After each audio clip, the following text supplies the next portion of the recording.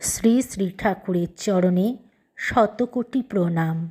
উপস্থিত সকলকে আমার আনন্দিত জয়গুরু।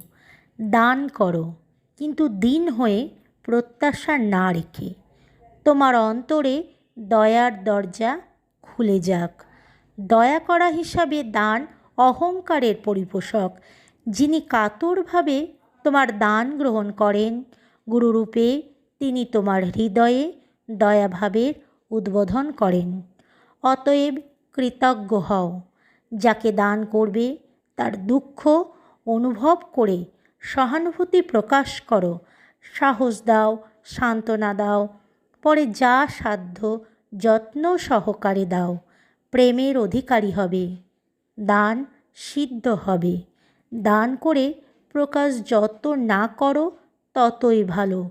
অহংকার থেকে রক্ষা পাবে। যাজ্ঞাকারীকে ফিরিও না। অর্থ না হয় সহানুভূতি, সাহস, সান্ত্বনা, মিষ্টি কথা, যা হয় একটা দাও।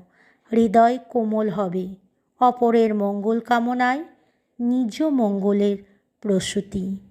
শান্তি, শান্তি, শান্তি। জয় গুরু।